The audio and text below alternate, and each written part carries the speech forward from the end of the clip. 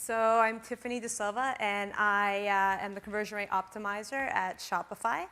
A lot of people ask me, where did you start in marketing? What was your first kind of startup experience? And my story is a little bit different than most people. This picture here is the nerdiest 9-year-old you have ever seen in your entire life. And this 9-year-old started SEO when she was 9 years old. And I know it sounds a little bit unbelievable, but back in the day when I was like 7 or 8, BBSs were around. If you don't know what it is, just Google it.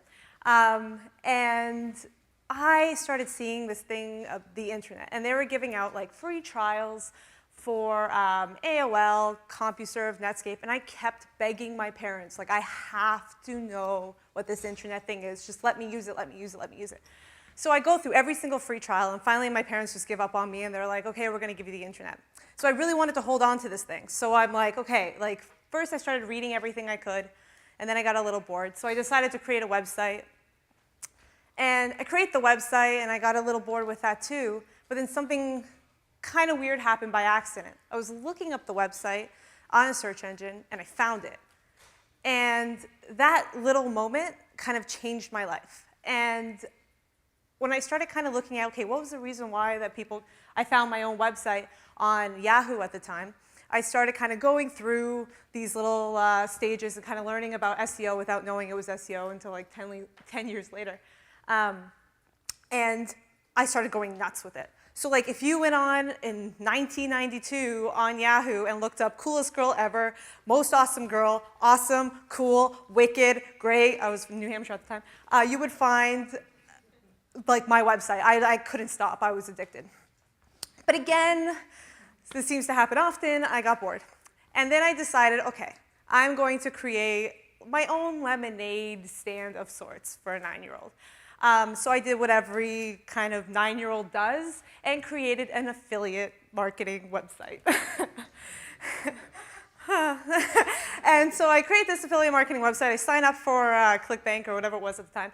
And I find that shaving products apparently has the best commission rate at the time. And there's only like 20 products that I can do. And that seemed like something I can do during the summer of '92 before, in like an afternoon. So I go and I create this website for shaving products, put it up.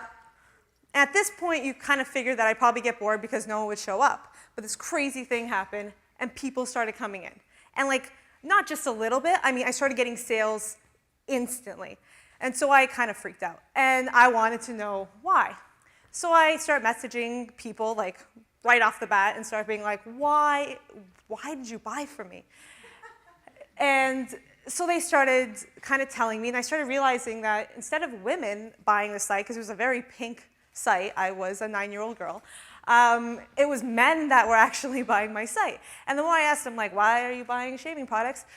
They said that they were actually like swimmers and runners, and they were kind of embarrassed to buy girly products at their local pharmacy or grocery store.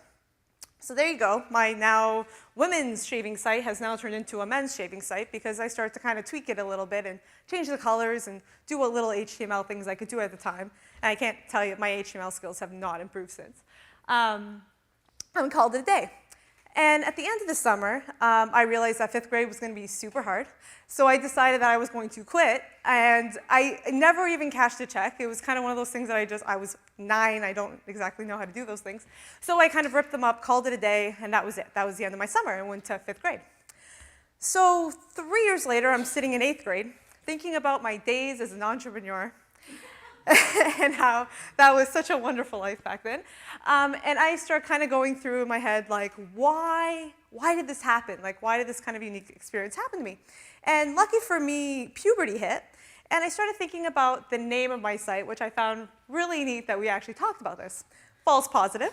So since men were actually coming to my site, and stars were a thing, Shave Star was the name of the website. So we now know why I had the most popular site, apparently, for shaving products. Yay. Sex did sell. I learned that. So what did I learn from this experience? And I learned things that all of you starting your startup learns. ask a ton of questions. I would have never known. If I had sent out some random survey asking people why they bought things, I would have never probably gotten the information I got from talking to them one by one and asking, like, why? How did you find me? Why did you do it? Do things that don't scale. That is the best article I think I've read ever. And it's so important when you're starting out to understand your customer through and through. If I hadn't figured out through like a survey or something that men were actually buying my site, there's no way I could have grown at all that summer. And try new things and fail fast. As soon as I realized I was onto something, and as soon as I realized I kind of like effed up with the color, I changed it right away. And I was able to still kind of accumulate. So 20 some odd years later, here I am. I'm a CRO at Shopify. And I start wondering, OK, what is going to be my biggest challenge here? And when I started, I thought it was going to be the experience side of things, or not being on the latest tech trend, or just keeping track of every test that's going on. But I realized something really important. And the biggest challenge that I was having was this confidence to make decisions. Now, I don't know if you guys have ever felt this way, but this is like a usual day in the life of Tiffany, especially when I started at Shopify. You're either sitting in a meeting room and everyone's talking and you have a great idea and you're like, ooh, ooh, but you don't know when to kind of tell that idea, and you're just kind of like laying back and saying, OK, forget it. Or everyone goes, oh, I think Tiff has an idea, and then all the eyes look at you and you're just like sitting there going, no, I don't know. I don't know. Or there's a bunch of people with a ton of ideas and they're like, hey, Tiff, why don't you pick one? And you're kind of stuck there going, let's just test everything and see what happens. So this was kind of my first, this is like the first probably couple months at Shopify as a CRO of just being paralyzed with fear because I had no idea what to do. And when I realized it was because I was hitting this fork in the road, and all I was thinking of was things that were either good or bad or right or wrong. I wasn't thinking in terms of like what it was the company, I was only thinking about myself. So then I decided to kind of change my tune a little bit. And here's a perfect example of this kind of happening in real life. So I'm sitting with our VP of marketing, Craig, and I don't know, we were just kind of, I think we kind of started talking in like the hallway or something. And he was just asking me, you know, how are the landing pages going? You know, what's going on? What have you found out? And we started kind of talking about different things that are working. And you know, he brought up something about testimonials, and I went, oh, testimonials always work. Don't ever, ever say that. Don't say anything always works to anyone of any importance in your life. That's your #1 rule of the day. But I said this, and he goes, do they really always work, Tiff? And I'm like, yeah, always. I'm like, I've read the articles. Everyone here has read the articles about testimonials. And he's like, OK, why don't you test it? So like a professional I am, I went right back to my desk, and I decided that I was now going to test this theory. And I learned that no testimonials won by like a lot on the landing page in comparison to the page I had with testimonials. So that was horrible, and I dealt with it very maturely. And so I go from there to now my whole world is kind of turned upside down, and I don't even know what I know, and I'm wondering why the hell I took this job in the first place. And I happen to be taking, luckily, this course online, and it's called Think 101X. It was by University of Sydney, Australia. I think like 80,000 people took it. And this started kind of talking about, you know, how to change the opinions that you have. So here I was with this like testimonials don't always work kind of thing in my head. And now I had to kind of go through the thought process of like, where do I go from here? So first I started saying, what do I really believe? And that's really important, because the first thing that pops out of your head for me in that situation was, what do I really believe? Well, social proof always works. Wait a second. Social proof always works, not testimonials. So even though I'm still saying always works, which I really need to work on, at least I have a bigger chunk of things that always work. So now I have to decide, OK, if social proof always works, how well based is the opinion that I hold right now? And how good is the evidence that I have? Well, the only evidence I have is the testimonials that we currently have on our landing page does not work. But I'm willing to try to test different options, like maybe press, maybe different examples of our customers, those type of things. So if the current evidence that I have is insufficient, what would make it sufficient? So I started thinking, OK, if I create a test with all these different options, I want to see like a really big increase, like 50% or more, or 20% or more, just to make sure that this stuff is important. And is it worth it? And currently, my pride is very much down here, so yes, it's definitely worth it if I want to keep my sanity. So we do it, and I find out that when creating an putting press above the fold, right below the sign up, that increased our visit to customer conversion rate by 51%. So that was huge. So was it worth it? Absolutely. And during this time, when I was doing the Think 101 thing, this same week, MYTHBUSTERS was being interviewed. And they had this awesome quote. The thing is, we love when we're wrong. It's like the best possible thing that could ever happen to us. A simple reason is that it's an opportunity for us to learn something.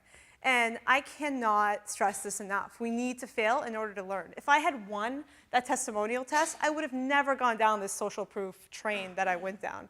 It was that failure that taught me so much about our customers, and I had so much emotional kind of ties to it that I had to figure out what was wrong. So I think when you kind of deal with these failures, just go on, just keep going through it and trying to get the best possible information you could possibly get. Now, I wanted you guys to kind of understand what that feeling is about, so I wanted to come up with a good case study that we can all kind of go through together. Upworthy, we all have heard it. They got like 1 million followers their first year, and they're a pretty awesome company. But they do 3 things that marketers kind of get a little nervous about. And the first one is pop-ups, the nice overlay you see in the middle of your content. Next one is the crazy headlines, like you'll never know what happened next, those type of things. And the third is they completely removed comments from their own blog and let you kind of comment on your own Facebook communities and Twitter communities yourself. So someone has something here that probably makes them want to flip a table. And if someone were about to come up to you and say, oh, we want to do this now, unless you're Neil Patel and probably has used all of them, like there's something here that is like, I wouldn't want to do. So I want you to think about which one of those kind of annoys you and kind of run through the questions yourself. Oh, I'm missing a slide. OK, we're going to go back there. So ask yourself, what do you really believe? So which one of those, like the pop-up, the headline, what do you think? Do they think they really don't work? Or they don't work for your customer? Or what is it that you really believe? And how well-based is the opinion that you're currently holding? Like, have you done the test before? If not, maybe it's time that you start doing the test and seeing. And how good is the evidence that you currently have? If you didn't test, is it just like this gut reaction, or have you heard customers kind of say, I hate when people do those things? And what do you have to do now to test something in a way that you're going to be convinced at the answer at the end of the day? And is it worth it? So I really encourage you to kind of go through this yourself, because what you'll do is you'll find yourself kind of at this fork in the road. And instead of focusing on the good or the bad or the right or the wrong, you're focusing on the right things, which is the results. And you've kind of taken yourself out of the equation. Now, another book that I read kind of around this time, obviously I was needing a lot of literature to get me through this, was this book called The Confidence Code, which is about how when women kind of go through, get higher and higher in their career, they end up kind of losing confidence as they go. And one of the quotes that really popped out at me was, confidence is life's enabled. It's a quality that turns thoughts into action. And I realized that a lot of the feeling of paralysis that I had was because of this confidence to make the decision or to kind of go through those steps. Now, a lot of you can be sitting there and saying, you know what, I have the confidence. This has nothing to do with me. I got this. So I urge you to think of, OK, this isn't a woman's problem. This isn't like an introverted person's problem. This is a people person. And if you're going to be managing a team or starting a team, you need to think about how are you going to get the best out of people. So I really encourage you to take those kind of opinion thing. And for me, I have it like as a post-it on my screen and kind of leaving it front and center for you to have constantly in the back of your mind and teaching other people that so that you can kind of get the best out of them and get them more results driven and not paralyzed by the right or the wrong. And I also encourage you to think back to when you were 9, because you're probably doing some cool shit back then, and you probably had some amazing ways of getting through it. So think of the 3 things that made you you at 9, and lead your startups that way. And thank you.